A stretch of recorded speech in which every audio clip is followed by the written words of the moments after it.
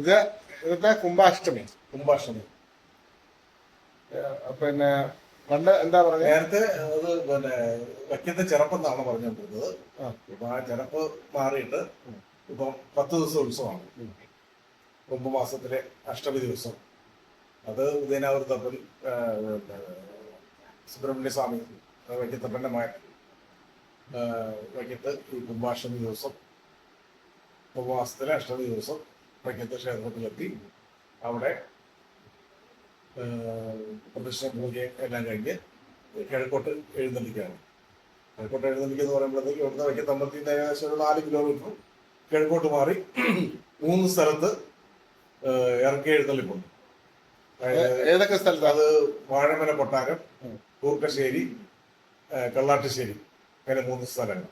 ആ 3 സ്ഥലങ്ങളിൽ വാഴമല കൊട്ടാരം, പിന്നെ കൂർക്കശ്ശേരി, കള്ളാട്ടുമല, അങ്ങനെ 3 ക്ഷേത്രങ്ങളിൽ അവിടെ ഇറക്കി എഴുന്നള്ളിപ്പ് കഴിഞ്ഞിട്ട് അവിടുന്ന് തിരിച്ച് വൈകിട്ട് വാദ്യാകുമ്പോഴോടുകൂടി, വൈകിട്ടല്ല രാത്രി വാദ്യഘോഷങ്ങളോടുകൂടി, ഏർലി മോർണിംഗ് വാദ്യഘോഷങ്ങളോടുകൂടി അവിടെ ഇങ്ങോട്ട് അമ്പലത്തിലേക്ക് തിരിച്ചു വരുവാണ്. അപ്പൊ ഈ തിരിച്ചു വരുന്ന സമയത്ത് ഓരോ ജംഗ്ഷനിലും ഈ വിളക്ക് വൈപ്പ് കമ്മിറ്റിയുടെ ആഭിമുഖ്യത്തില് വഴി നീളം നിലവിളക്ക് കത്തിച്ചു വെച്ച് അലങ്കാരങ്ങളോടുകൂടി സ്വീകരിച്ച് അവിടെ പിന്നെ കുറച്ചു നേരം നിന്ന് ഒരു 2-3 കീർത്തനങ്ങളൊക്കെ വായിച്ചതിന് ശേഷമാണ് തിരിച്ച് വൈക്കത്ത് അമ്പലത്തിൽ കയറുന്നത്. അമ്പലത്തിൽ കയറിയതിനു ശേഷം അവിടെ പിന്നെ കൂടിപ്പൂജയുണ്ട്.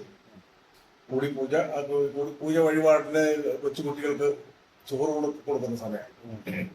അതും കഴിഞ്ഞിട്ടാണ് ഉദയനാവൃത്തിക്ക് സുബ്രഹ്മണ്യ സ്വാമി തിരിച്ചു പോകുന്നത്. അതോടുകൂടി ചടങ്ങുകൾ അവസാനിക്കുക. ഉദയനാവൃത്ത അമ്പലത്തിലേക്ക് സുബ്രഹ്മണ്യ സ്വാമി ക്ഷേത്ര മകനെ യാത്രയൊക്കെയാണ് അച്ഛൻ. അത് മകനും അച്ഛനും കൂടെ ആവരുത്. പിന്നെ സുബ്രഹ്മണ്യ സ്വാമി ഉദയനാവൃത്തേക്ക് യാത്ര തിരിക്കും, യാത്ര അയക്കും. അതോടുകൂടി ചടങ്ങുകൾ അവസാനിക്കും.